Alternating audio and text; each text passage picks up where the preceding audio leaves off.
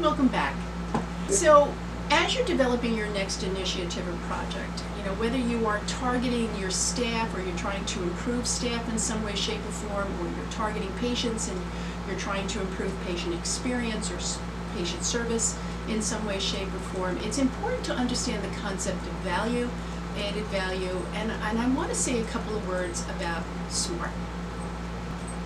In full disclosure, everything that I am sharing with you, I have learned from an article really, within the Harvard Business Review. And I think in previous episodes I have shared with you that I swear by the Harvard Business Review. I think it is a must read for anyone in healthcare, especially if you are in a leadership role.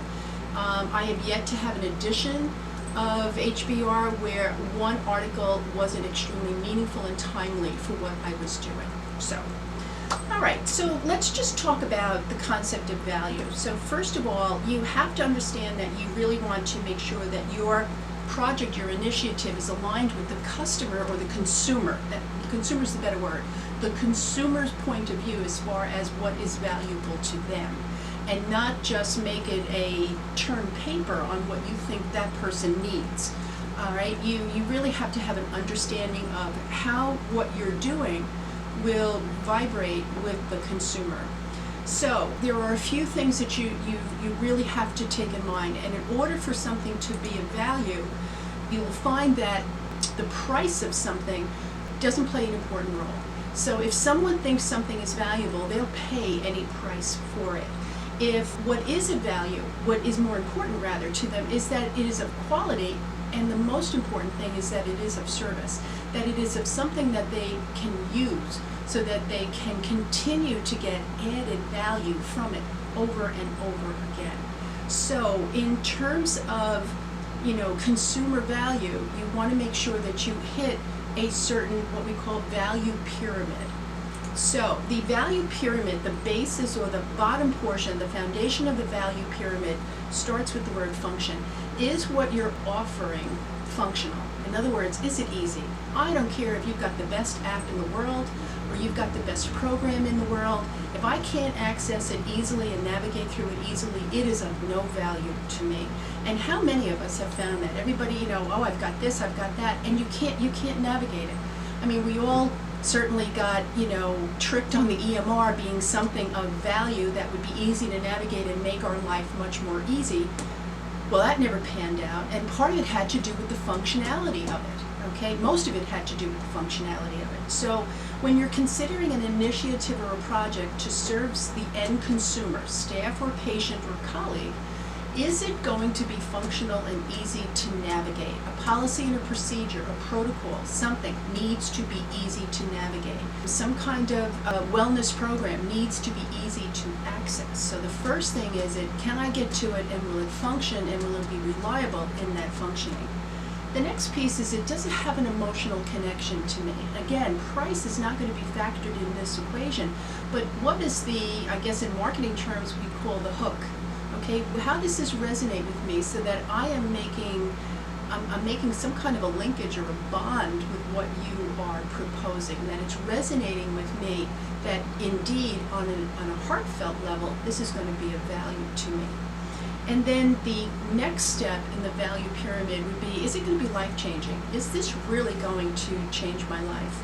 So, at some point, when I'm retired and maybe I really don't want to navigate the streets of New York City in order to get to my physician, telemedicine will be of extreme life-changing and value to me. So it's these types of things that I'm talking about, okay? Is it functioning? Do I have an emotional connection to it? And now the next piece on that pyramid is, will it be life-changing? And then lastly, the top of the pyramid means, will it have a social impact? So these elements really do come down to, number one, again, functionality. Does it save me time? Is it quality? Is it simple? Does it integrate other things that I possibly could be using? Does it reduce my cost? Does it reduce risk? Does it help me stay organized? These are all fundamental functionalities of anything that you want to consider when you're considering, is it going to be of value to the consumer? From an emotional piece, does it reduce anxiety? Does it make me feel nostalgic? Does it increase my sense of well-being? Is it fun? Those are all things that, how is this product going to impact me on that kind of a level? For life-changing, is it going to motivate me? Does it, validate my faith and give me more hope that, things indeed will be better, and that just when I thought life was going to get more complicated, I now have hope and faith that it is less complicated, and it is now life-changing because I can now do something with more ease and less frustration. And then finally, I just want to say a couple of words about doing something smart in this day of technology. I think we're finding more and more that high tech doesn't necessarily get us the return on that investment that we thought it would. And I would just like to say that, when something is truly smart, it's usually extremely simple. And never underestimate the value of high touch as opposed to high tech. You may have some wonderful friendly TV, things in your organization. You may have some great apps. You may have, some really slick communication things. But really, when it comes down to it, people want to see and get the energy of other people. So there's no piece of technology that's going to substitute for you being visible to your staff. There is no piece of technology that will substitute for you being visible to your patients and their families.